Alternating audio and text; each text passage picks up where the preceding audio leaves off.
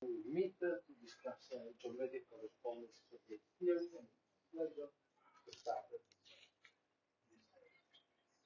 new edition. And good, just, there is this issue about the badges. Every participant has a double badge.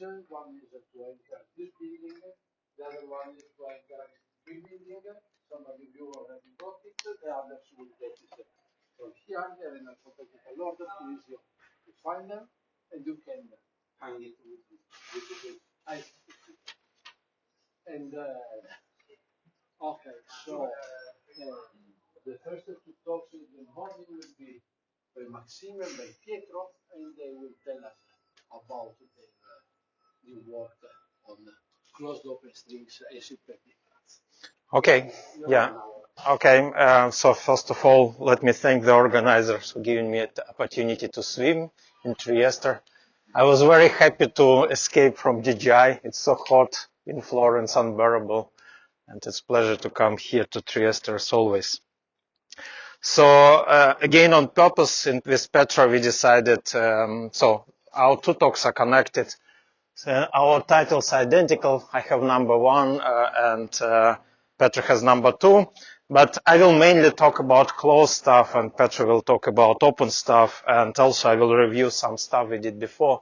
So basically my talk is based on this paper with Nekrasov, Piazza Lunga, then with Luca Cassia, who is here. You can ask him with Nicolo, and then Petra later on with Luca, and Petra joined and he will give a second talk. And we are planning more papers to come. And basically one of the main message of, of talk is that you have to take equivariance more and more seriously. And because you can see that with equivariance we can get very nice relations between open and closed stuff. So my outline is roughly the following. So first I will discuss basically volumes, and namely equivariant volumes, And, I will basically give you a rough definition, plus I will discuss some issues related to these concepts, what can we do, what we cannot do. And on the way, I will tell you some basic examples, etc. Then I will switch to what I would call quantum equivariant volumes. And again, I will give you definition, some issues, then relation to genus 0 Gromov-Witten, and then, maybe at the end, I will just maybe review some examples which can be useful in Petra's talk. So let's start with the volume and what we actually want to do. And basically, I will not define this word, but I will anticipate what we want to do with the symplectic cuts. So volumes. So when we have typically orientable manifold, right, and we want to calculate the volume, what we need, we just need some volume form, which is nowhere vanishing top form, and then we can just take our manifold and calculate the volume, right? Then another thing is that I can tell you very obvious thing is that if you take a manifold and cut in two pieces in some way, which is, for example, reasonably compatible with orientation and smooth structure, then of course I can write for you this silly formula, right? Again, understood appropriately. So if, for example, I take S3 and I cut to two hemispheres, right? It's obvious that I can make sense that, if I want to write a volume of S3, I can write as a volume of upper hemisphere plus the volume of lower hemisphere. And of course, I have to take off orientation. Right? I think I'm forbidden to use that blackboard, right? Okay, I will not.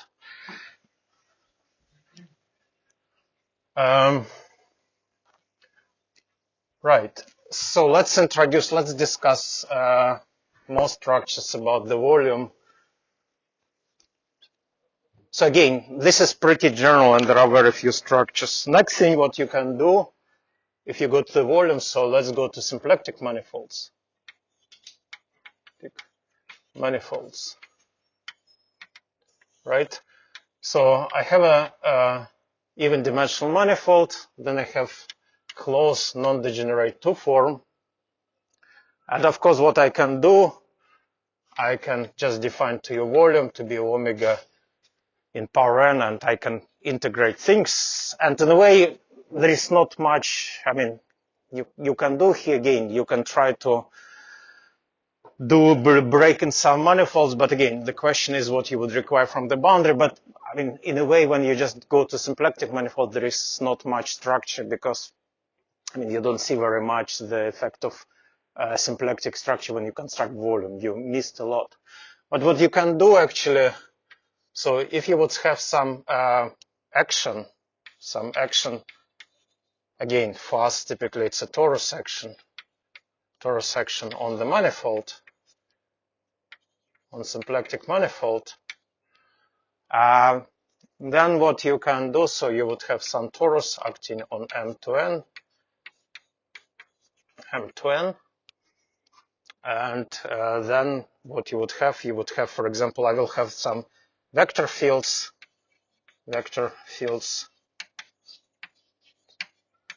on 2n, and then you can look on what's called Hamiltonian action,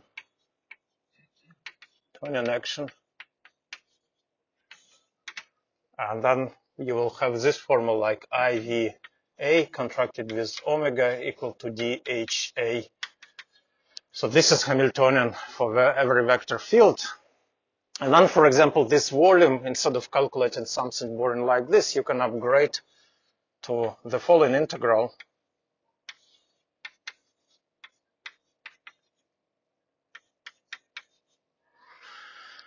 And for the moment, I just will denote the volume of epsilon, right? So, and I will call it equivalent volume. So let me M2N. So this is equivalent volume. And of course, typically the value of this formula that you can actually write some things. So I'm not going to discuss much in details, but there are the following formula that you can use this Satya-Bott, Bernie-Vernier, or Disterman-Heckman formula. So you can write the things as sum. So let's, for the simplicity, assume that this action has fixed points.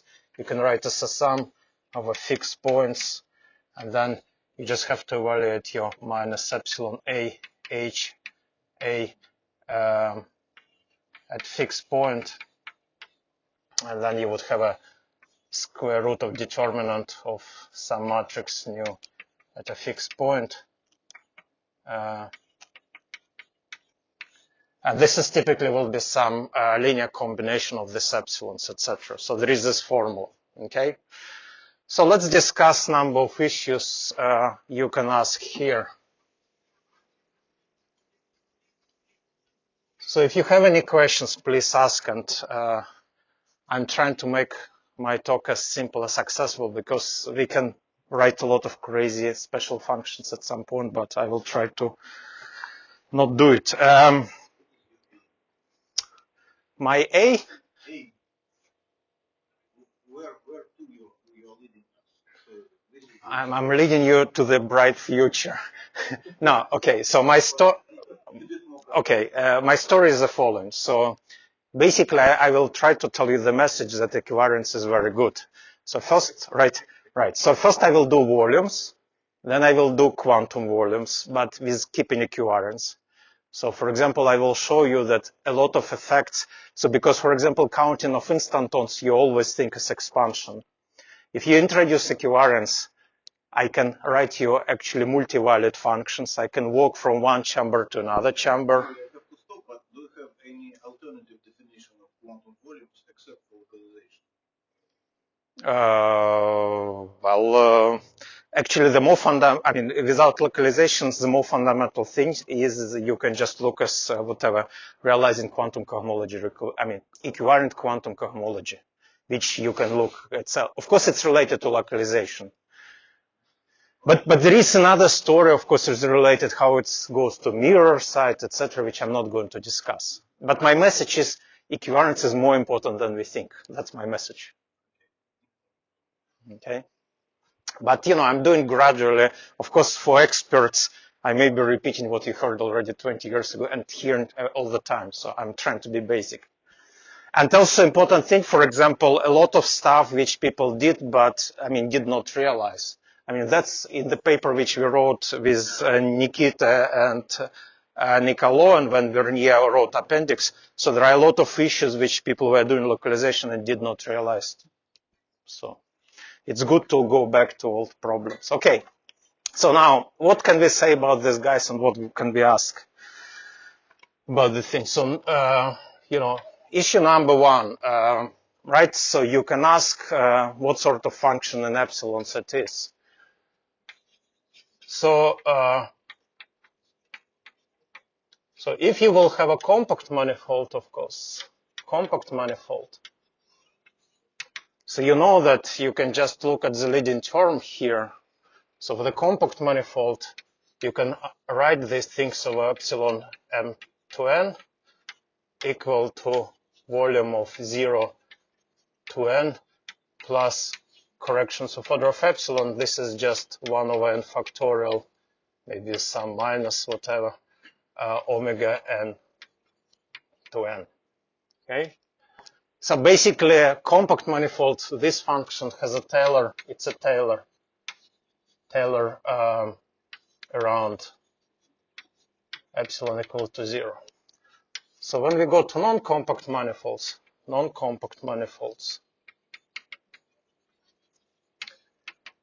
so this argument does not work, and then what you can say is that this guy is generically Laurent around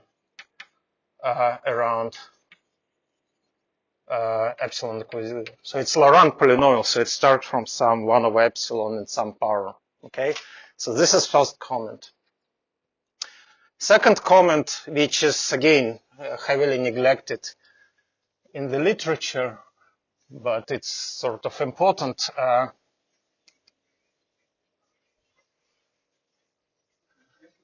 Sure.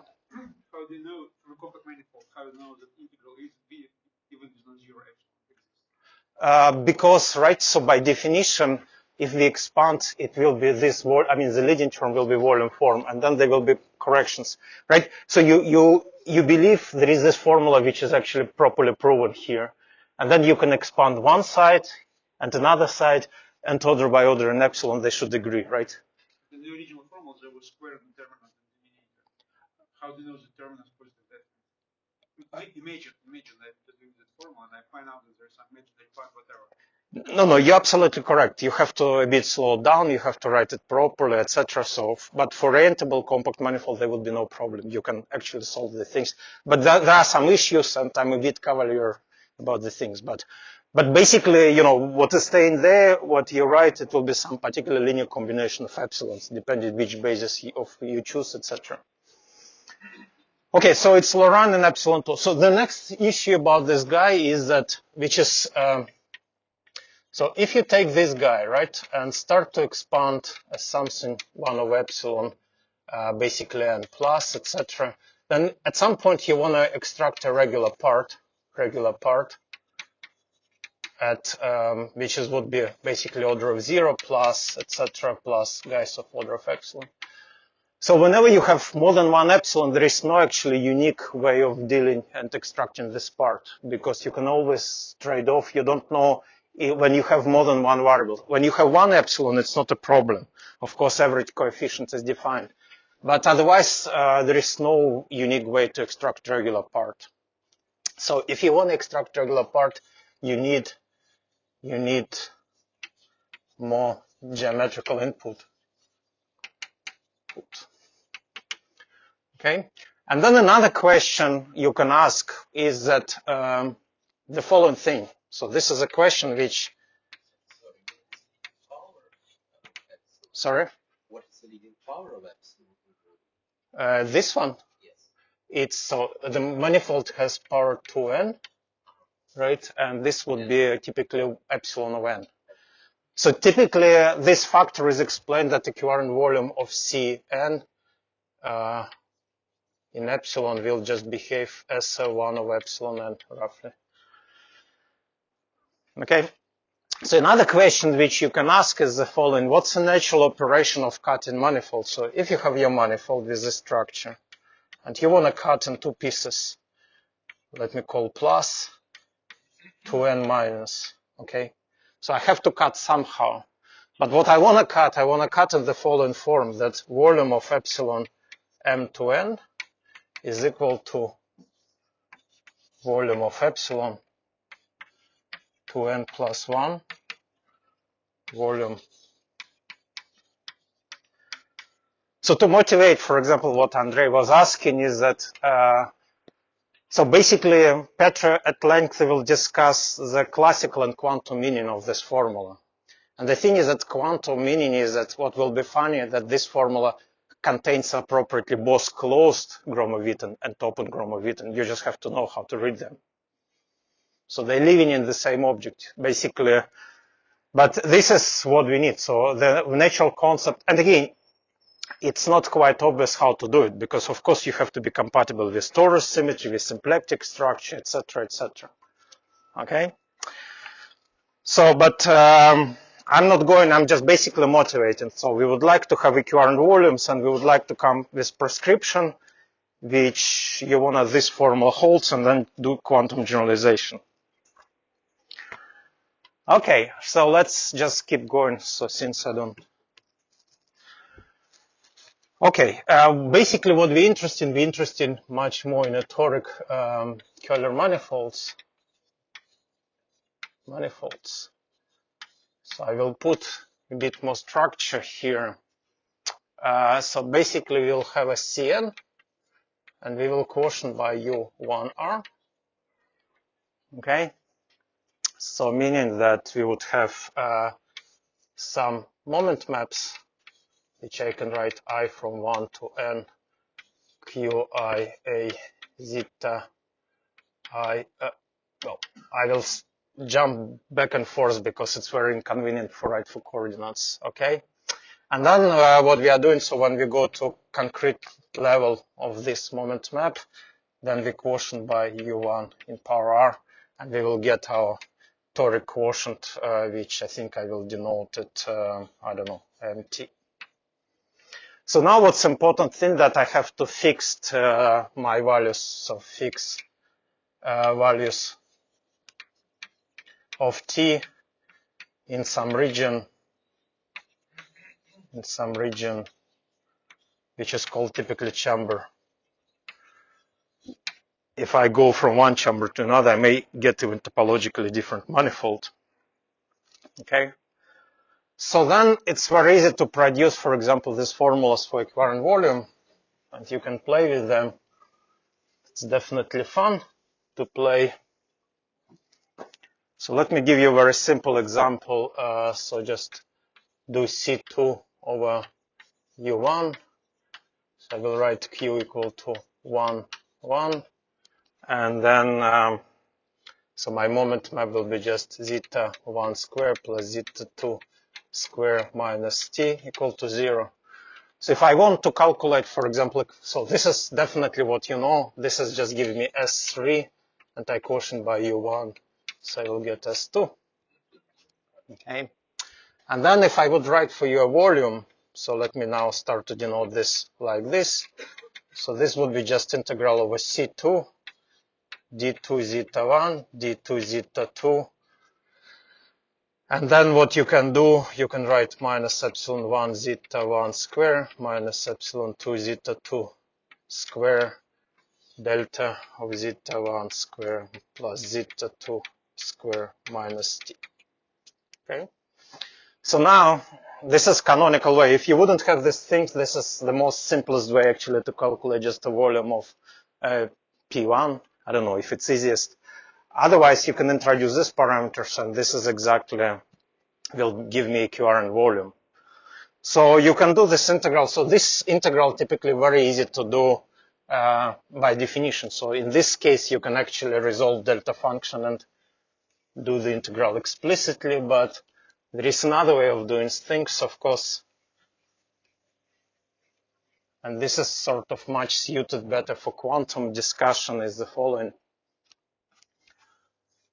What I can do, I can rewrite my delta function as follows. So if I have mu a minus ta, then I can simply write as a d phi over 2 pi I e phi mu a.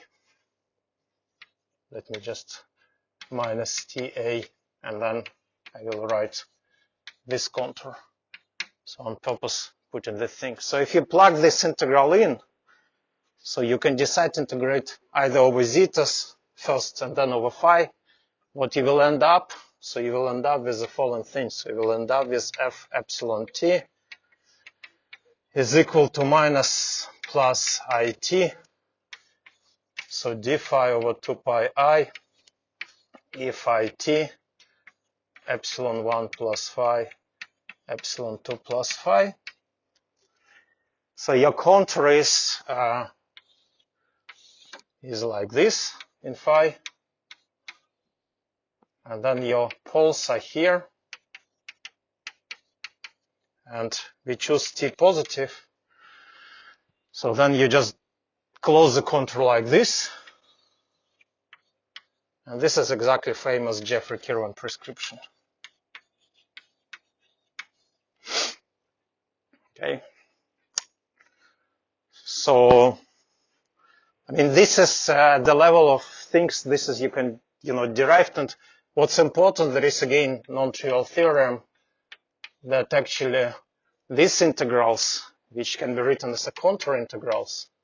So basically, you will have Jeffrey-Kirwan a from 1 to r d phi a 2 pi r, and then you will have phi a t a I from 1 to n epsilon I plus qi a phi a.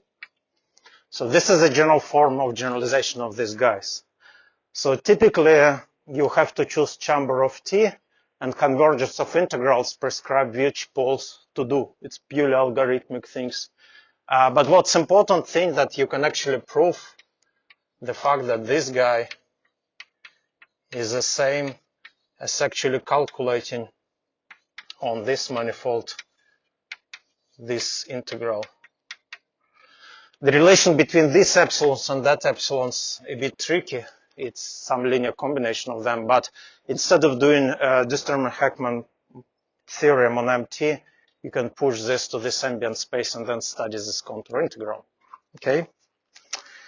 So this is all pretty standard, nothing original so far.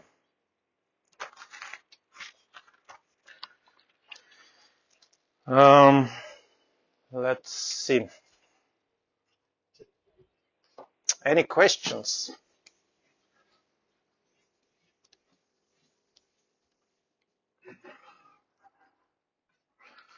So let me just go to a slightly more complicated example. O minus 2 over P1. So which would have this charge matrix Q is equal 1, 1, minus 2. So if I will write this guy, so this would be Jeffrey-Kirwan d phi over 2 pi I e phi t. Okay, and then there will be epsilon 1 plus phi, epsilon 2 plus phi, epsilon 3 minus 2 phi. So this is very close to this example. The only thing that the pole will lie here, there will be epsilon 3 over 2. And of course, this pole is outside of this contour, so you take only these two poles. So if you actually write this function, so you can see exactly what I said before.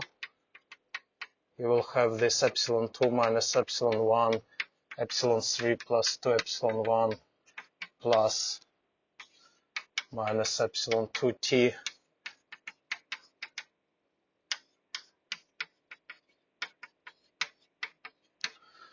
So of course it's not regular around epsilon equal to 0. You have to think how to extract the regular part. Already in this trivial example, it's not clear how to do. Unless you set some epsilons to 0, then you get some more canonical answer. But so all these issues start to appear. And so let me just play over this thing, so make some summary, which is true in general. So about this integral, you can say two things. So first thing is that it's classical equivalent cohomology relations. So basically what I can do, I can talk, if I put an ambient space zeta I equal to 0, then it gives rise to some, what's called the I called toric divisor. Okay. Then for every toric divisor, I can associate operator di epsilon I plus q I a dta, which effectively, if I act by this operator, enforce me these conditions in my original integral. So what you can observe here, again, it's very trivial, but it's true in general that if I act by operator d1, d2 on this object f of epsilon t, this is equal to 0. Again, it's a very trivial thing. I just remove these two poles, but this is exactly the classical equivalent cohomology equation. Basically, what I'm saying that under the integral, I have the following things. So I have c function of all these epsilons, and I quotient by these relations. So this is exactly classical. So if you set in this example epsilon to 0, you get a classic, non-equivalent cohomology. Okay? So this is first thing. And again, this is true for all complicated integrals, and you have to think cleverly how to choose a good basis for this relation. But this is relations we can deform later on. Okay? Second thing is, this is relevant for non-compact guys. Compact. So actually, some of the toric divisors happen to be compact. I will stay away from some more weird examples like conifold when intersection of toric divisors are compact. So let's look for a simpler case. So let's say that some divisor is compact divisor. So compact divisor, it's very easy to understand. It's simply when you look at your moment map condition.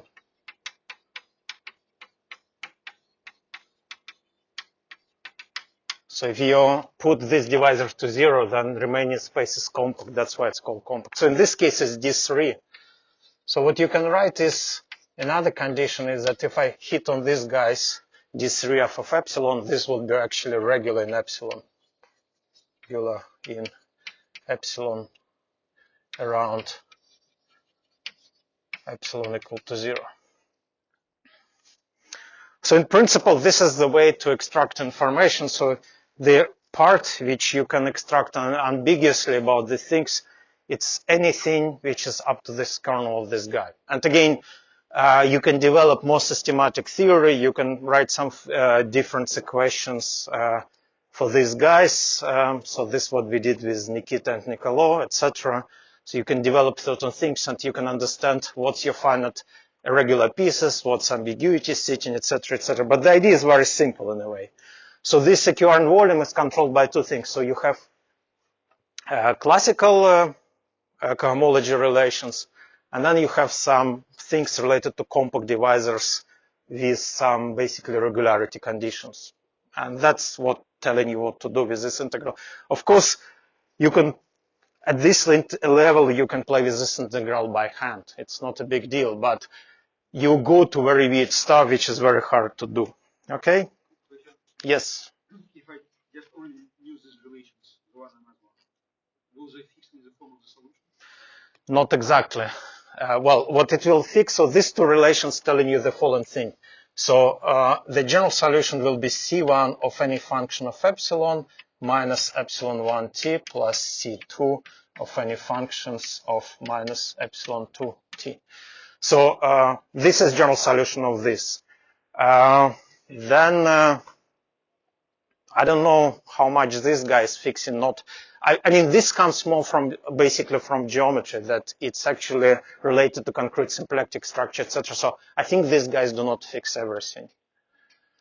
Because you see, what's this relation telling me that I cannot fix this coefficient in epsilon. In this integral, my coefficient in the epsilon is very, very concrete. Moreover singular. But what then you have to add to these three relations in order to get this formula? You mean to define everything axiomatically? Yeah. I don't know. Regularity condition will impose some condition of regularity сначала нужно. Because you see, I don't know how to do it in general example. I mean, I think what you're asking is a very good question, but I have no idea how to do it actually. Because you see, there is a mixture of these relations in a way very algebraic. I mean, this is geometry. And also you will see in a moment that actually in quantum case you can ask similar things, but they things are much more rigid. Naively, it looks like that you have to fix some singular divisors. You have this expression. If you fix the singularities, then you know everything. Right. Presumably, if I fix leading singular behavior in epsilons, presumably I will know everything. Yeah, I think so. But I don't know what's a good way of formulating these things. I mean, I agree with you. Of course, if I will tell you that this guy is exactly like that guy, everything is fixed. But what's the criteria? That's I don't know. And you say that with this formula, it is easy to play with hands. And so if you play with hands, what you can extract from it just immediately, what you should do. You expand in epsilons, and then, for example, you can basically write some formula and extract. This is what I mean, Nekrasov, Murshid-Ashvili got. So you will get some singular term minus 1/4 t squared plus some corrections, and then you just basically the main ambiguity. What these guys did, they did for the case epsilon equal to 3. So this would be a very famous. So if I put epsilon 3 equal to 0. This is what these guys got 25 years ago. You will get, and this actually result you can predict very easily, because if you put this to 0, you know that this is space just resolution of C2 over zeta2, right? And this is exactly volume of C2 over zeta2, and then you deform it. So for example, I mean, that can be the way. When you have epsilon 3, it becomes more messy. It's a volume of C2 over zeta2, right? So it's the same volume of C2 you will write without 2. But this 2 is because you're quotient by zeta2.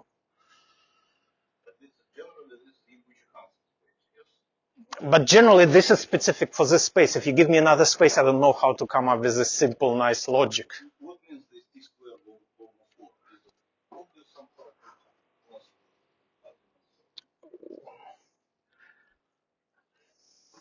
I don't know. I mean, it's our friends basically invented the way to calculate the volume for these non-compact guys and say this is the way to do it. This is a nice thing.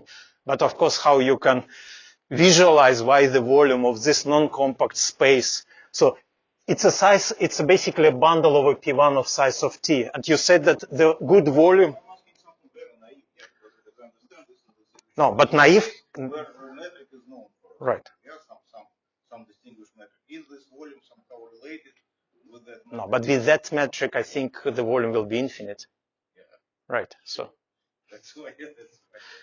No, but as far as I know, no healthy people to actually take a metric and calculate it. You know, this is a bypassing of any metric calculation. Doing this with a metric would be a pain. So I have no idea. So there is actually, so I want to stop because this is not a point of my thing. So actually, this is what's written in our paper with Nikita, Nicolo, and what Vernier wrote there.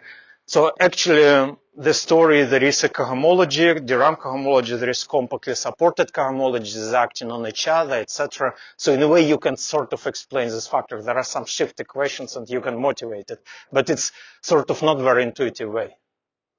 So, but I don't want to go there.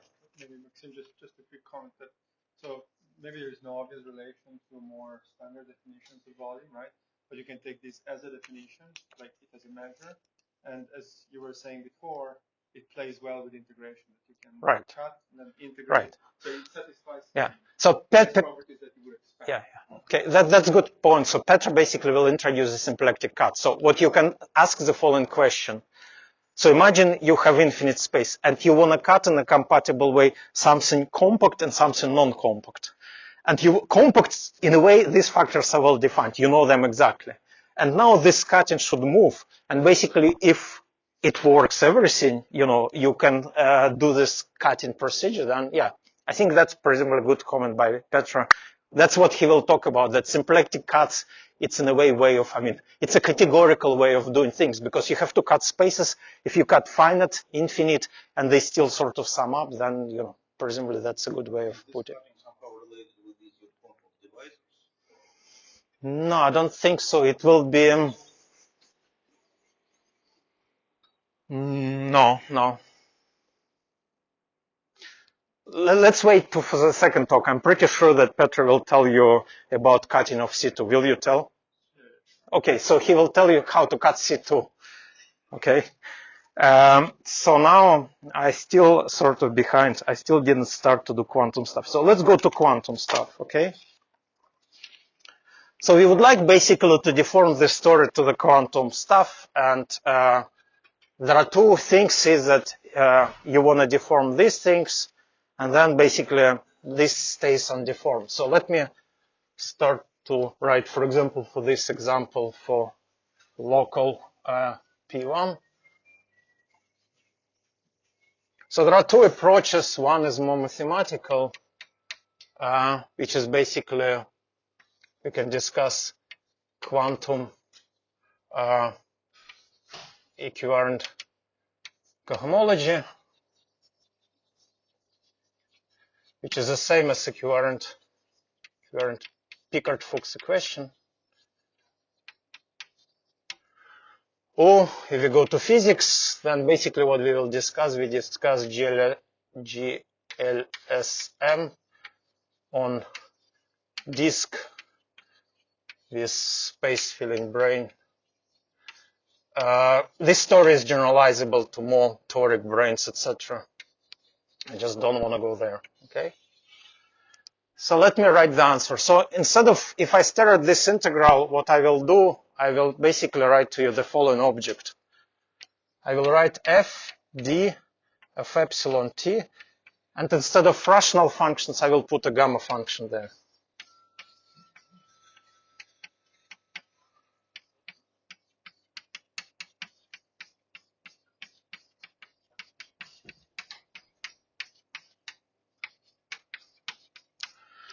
And my prescription would be what we call quantum JK, meaning the following, that if I took here the poles,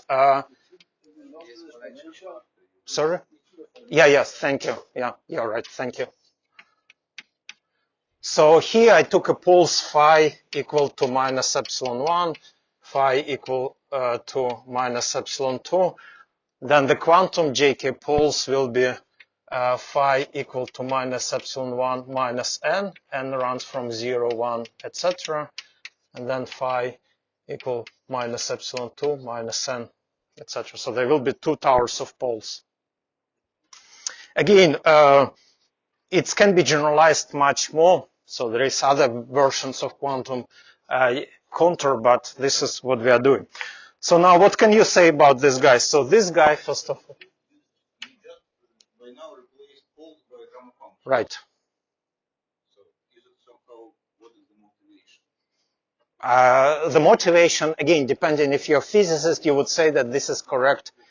Right. So this is correct gauge linear sigma model, which would flow. So you start from the quotient, right? You take 3 chiral fields, you charge them on the charge, and then it flows to this Calabi-Yau. And then if I do localization there for the disk, that's the answer I get. Okay? This is one way. If you don't like physics, you can be a mathematician, then you can do the following thing. So you remember I introduced these differential operators.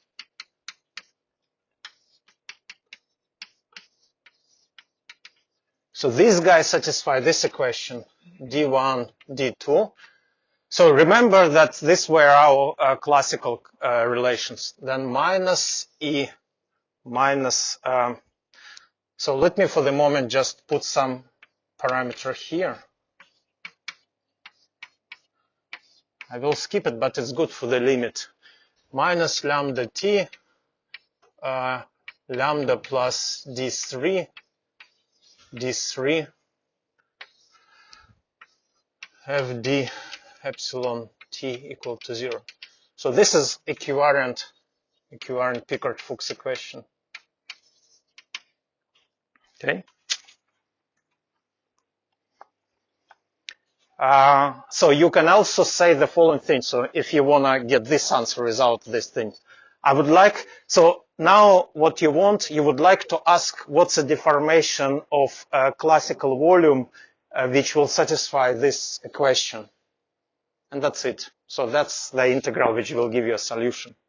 Of course, there are more solutions basically related to every fixed points, and you can combine them, you know, in different ways, but this is solution which is dictated by geometry. So when you send lambda to infinity, that's why I put it this lambda. So when lambda goes to infinity and t positive, this term just kills and you're left with the classical relations. And then you will have fd epsilon t just goes to the semi-classical thing. So lambda is just some tech. Yeah, lambda is a deformation parameter. You can think of this story. Quantum. Again, there are many more deformations I can talk. So, for example, in our paper, we also consider k-theoretical deformations, which I'm not discussing here. Okay?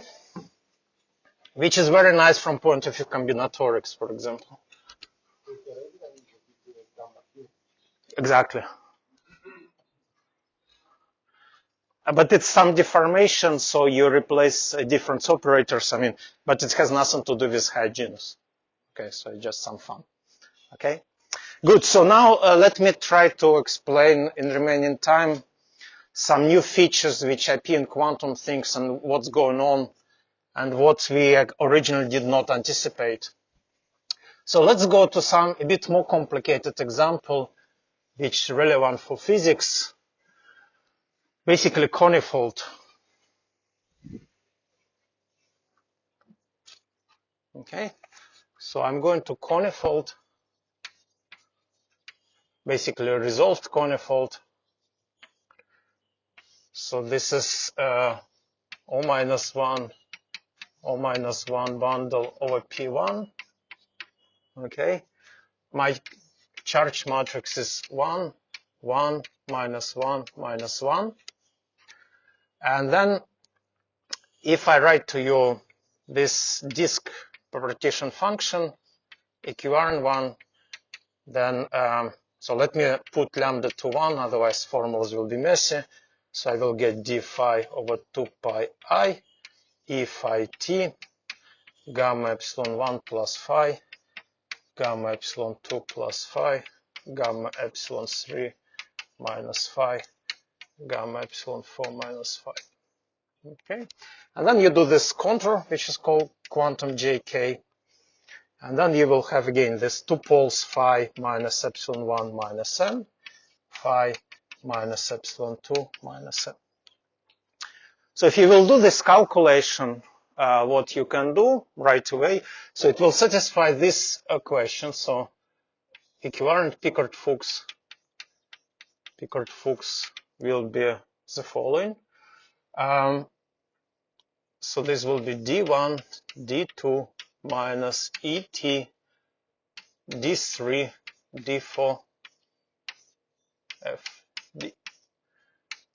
So by the way, this is example when if you take epsilons to 0 at the level of Pickard-Fuchs equations, you just get nonsense. You don't get anything interesting. So that's why it's not actually very wise to take on, especially on these examples like conifold epsilon to 0. So equation collapses to trivial basically. Okay, so this satisfies this. Okay, so far so good. What's the relation to closed stuff? What you can do, right? So you take this guy, you calculate poles, and then what you will get fd is equal to I will have n from 0 to infinity minus epsilon 1 t minus epsilon n t. So they will be some coefficients which depends on epsilons and t plus minus epsilon 2 t e minus n t, some coefficients depend. Let me not write them.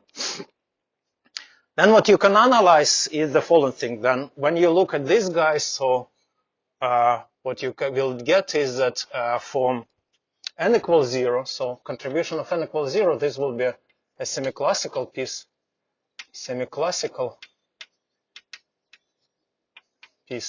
and all singular terms will sit there. So all singular parts in epsilons are there. When you start to go to terms n equals 0, they're all regular, so you can actually evaluate their things very clearly, and then what you will get, so you will get t lead 2 e minus epsilon t minus 2 lead 3 of e minus epsilon t plus terms of order of epsilon.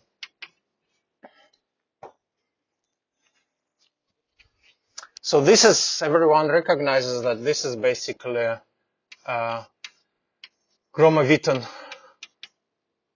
prepotential. So this is a very simple example when you don't have to do a mirror map.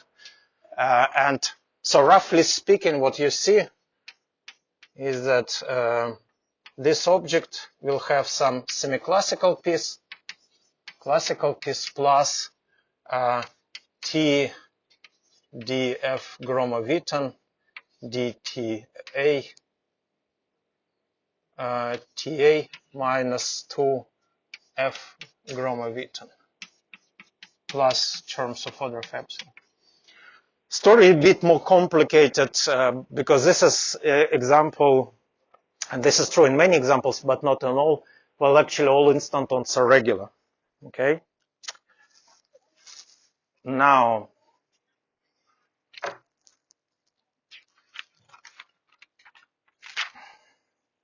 okay, so far so good. If, for example, now out of blue, so here we worked in this chamber when t is positive. Okay. When you will do t negative, well, it's not a rocket science. You have to exchange the role of epsilon 1, epsilon 2 with these guys, okay?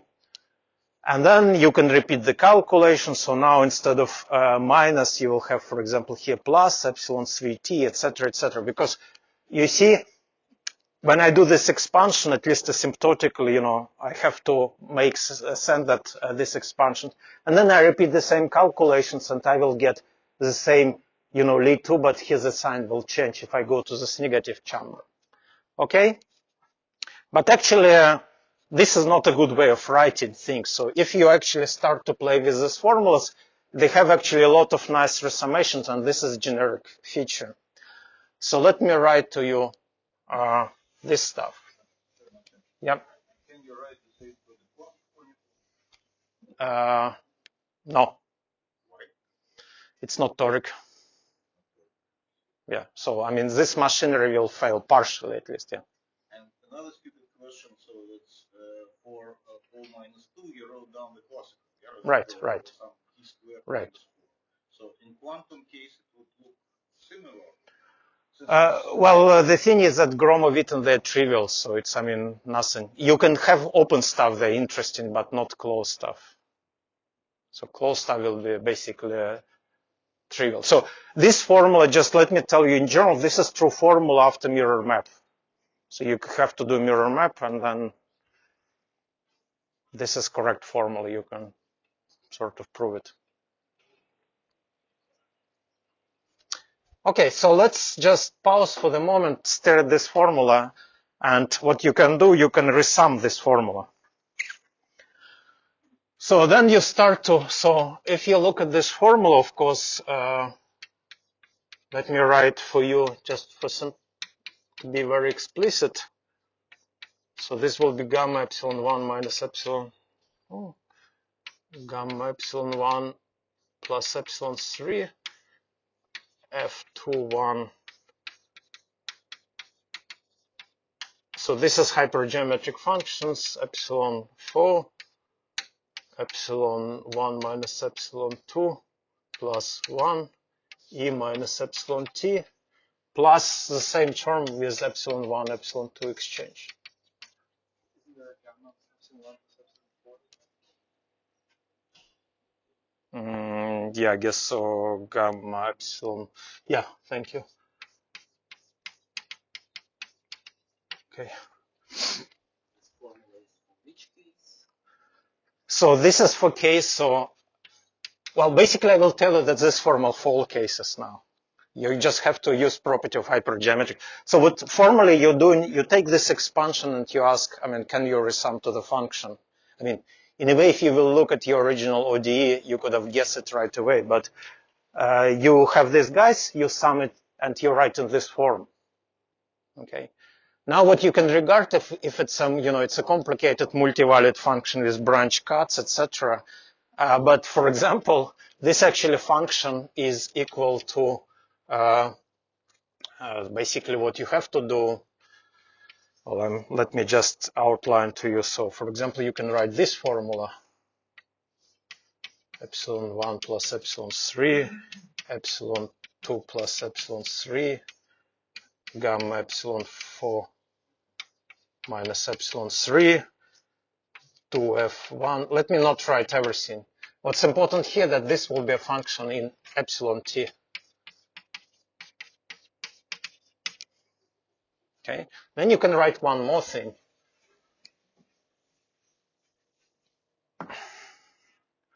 So then you can say that this is the same function as this one, fd of epsilon t is, so let me write this very algebraic prefactor, epsilon 1 plus epsilon 3 gamma of epsilon 2 plus epsilon 3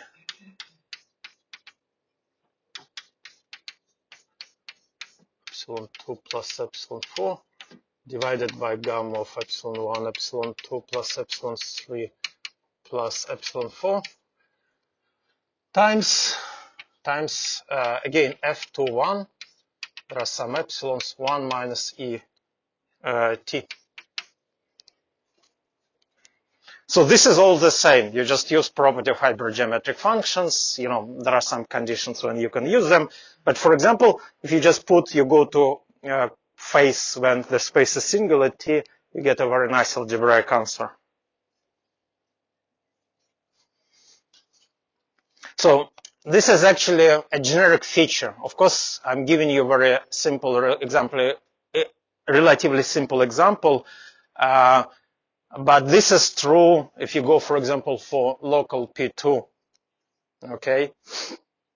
The functions becomes more and more crazy, of course. So for local P2, it will be hypergeometric 2, 3, etc. But what's interesting, what we were surprised with the feature, I mean, well, then we understood actually, but so typically when you extract Gromov-Witten, you look at the solutions and then you have this expansion in semiclassics. So semiclassic part is, let me maybe give a summary for you. Any questions about this? All these formulas are written in our paper, actually.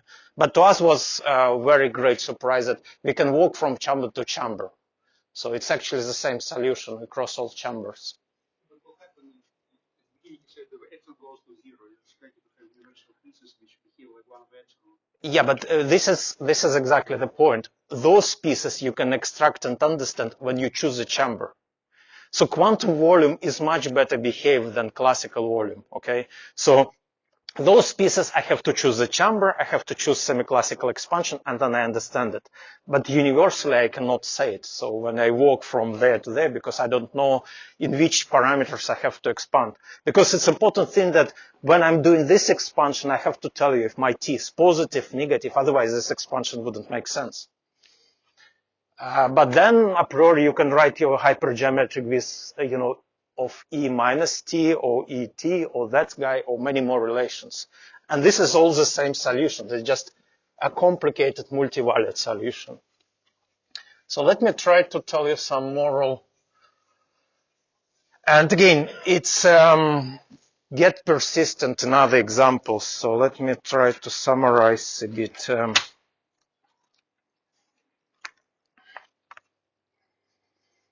So let me a summary. So I'm not going technically to more complicated examples, for example, local P2. I don't know if Petra will touch it, etc. So we can define, so we defined equivalent volume.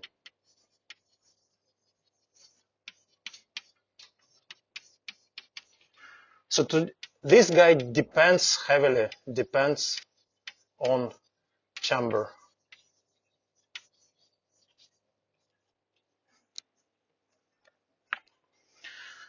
So then another thing which I told you then, if you want to extract a regular part, so it typically requires some extra geometrical input, and this is typically procedure is never unique.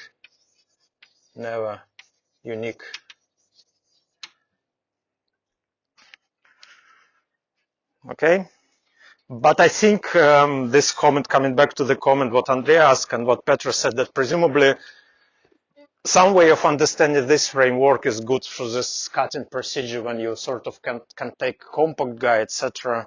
And in a way, it's very similar what we did with Nikita and Niccolo. We also tried to sort of cut space in some sense. Okay, and then this guy is mathematically controlled by equivalent cohomology. So now if we go to the quantum volume,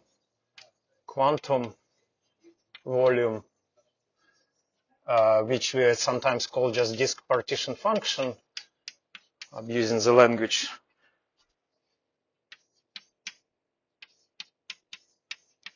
So it's actually, one has to understand this object not for particular chamber, but this is basically a complicated multivalued function.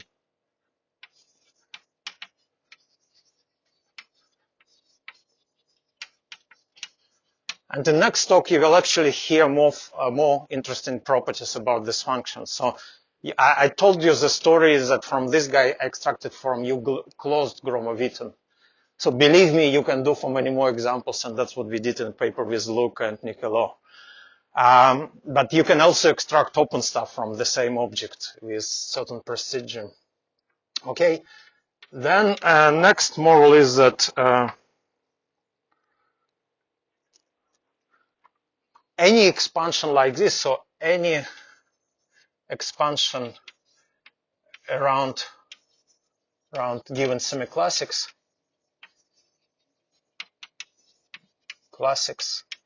requires choice of chamber.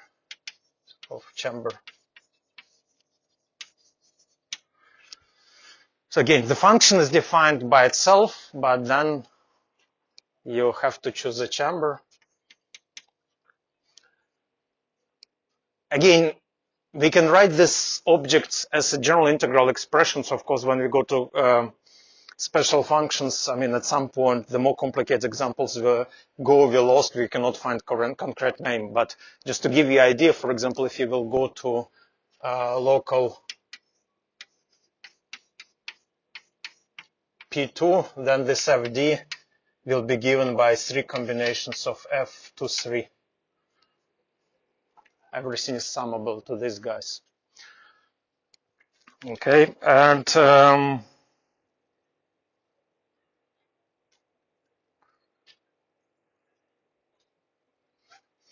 so in principle, it requires semi-classical things. You expand choice of chamber, and then, for example, when you do it in this chamber, you can extract instantons or genus zero Gromov-Witten. And actually, there are some thingies that not all invariants genus zero is extractable. So there are, for some exotic examples, there are some columns of genus zero things which are not defined at all fundamentally. And for example, the first non-trivial example, it's local F1. And if you go to people like Clem et al. Who wrote tables 20 years ago, they actually got 1/2 there, etc., and they were very puzzled. So basically in our work we explain, and again it's related to extracting non-equivalent pieces. So generically, in many canonical cases, instantons actually regular, but there are very weird examples when instantons have also singular parts, and then basically there is no way of extracting.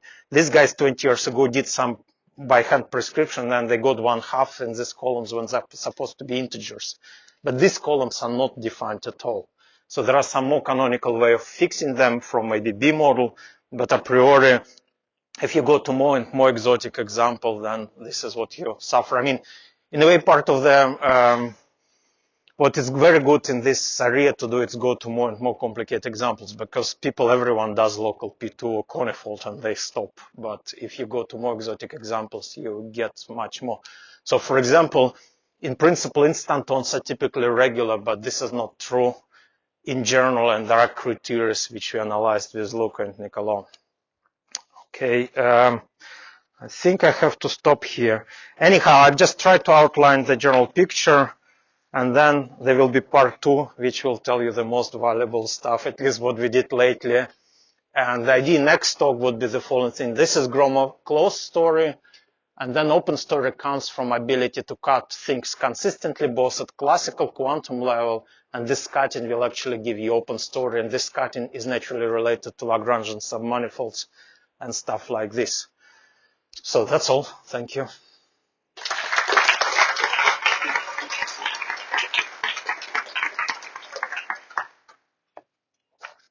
So to a certain point, I mean, you obtain the hypergeometric function, right? And the function of the hypergeometric should be written somewhere in the Pickard function. Right. Right. So, and that datum is in the tonic. Right. Correct. Correct. Yeah. So will you find other differential equations? What do you mean? No, of course. But you always find hypergeometric. You find. No, I think it's at some point what we can do, we can write to you integral expression of these guys, but I don't know what's correct name of these things. I mean, we started to look at all these weird papers, I mean, there are a lot of generalization of hypergeometric functions, so it's, but I don't know exactly. Is the GKC system. Right. But what one can do without problems, so for any toric guy, you can write a Pickard-Fuchs system, and then you can write a disk as an integral expression. And then it's up to your test to identify with the concrete functions, etc. That we haven't done, and I don't know. But I think having integral expression is good enough. Other more questions? Maybe just a question. You mentioned this chamber setup.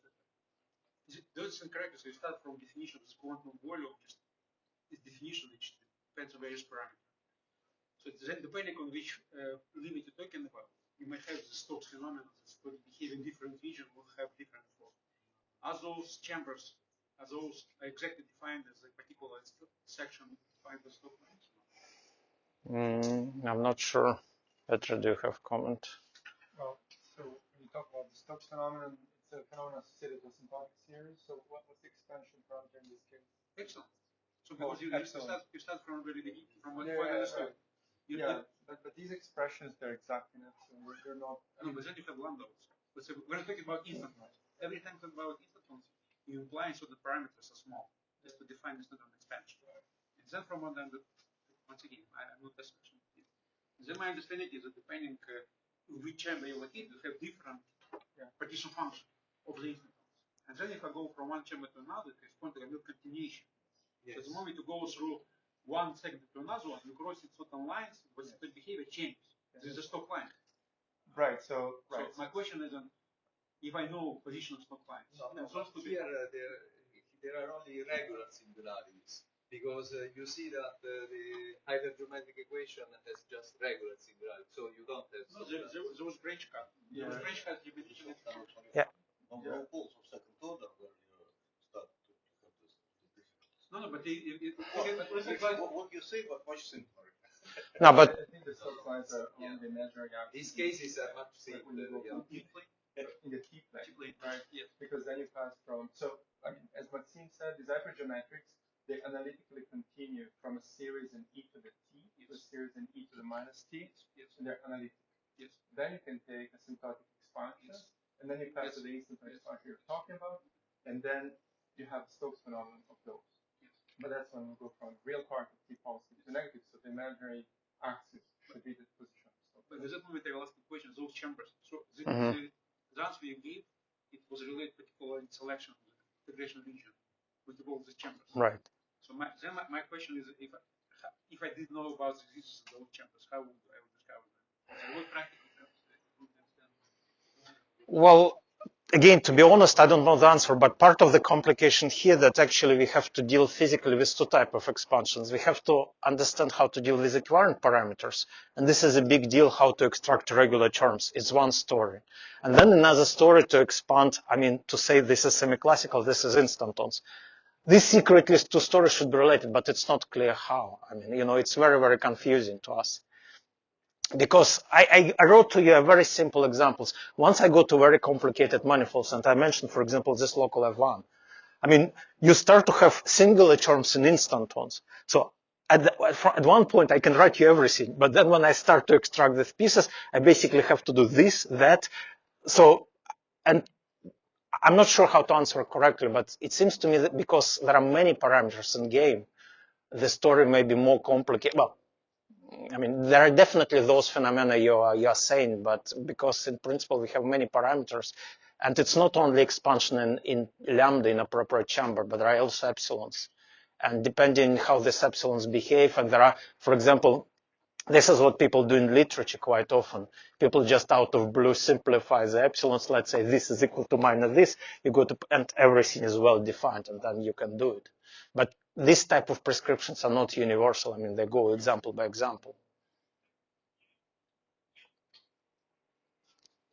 Any further questions? Your story reminds me of the theory of eventual I function, J function. Is it the same? It's all there. It's in our paper. It's related. I mean, Well, related or I'm asking, is it the same thing or something different? well, hold a moment. It's the same. We are addressing different questions. I mean, Giventhal did not try to talk. I mean, what Giventhal does is the following. I mean, the same object, but from the different viewpoint. It's the same object, but Giventhal never cared about extracting regular singular parts. I mean, from his function. Giventhal function is regular in epsilons. What you can tend to do is that you take a Giventhal functions, put all epsilons to zero, act, I mean, whatever regular part, and then you get regular solutions. But what I'm trying to say, there are a lot of singular solutions. What do you do? We are using heavily in our paper Giventhal formulas, but we are addressing different questions. We are trying. I will look at your paper. Yeah. Do you have something to tell us about concerning the relation to interactive system? I'm pretty sure they're there, but I'm not an expert. I mean, no, I'm sorry. No. So you don't get any interesting interactive system from your exam? No, it's not that I don't get. I'm ignorant about them, and it's not was. I mean, I'm pretty sure if people with enough knowledge look at this, you can find them. But I mean, it wasn't our, purpose at all. I mean, in a way, what we are doing, this is what you ask about Giventhal, etc. I mean, we in a way try to look at back and old problems, but trying to look more examples, etc. I mean, we actually all this project arose from experimental math. I mean, everyone say do intersection numbers like this. So this is what we tried with Nikita and Nicola to do. We decided to calculate intersection numbers which people claim in the literature by localization theorem, and we couldn't get them. That's how the whole project started. More questions?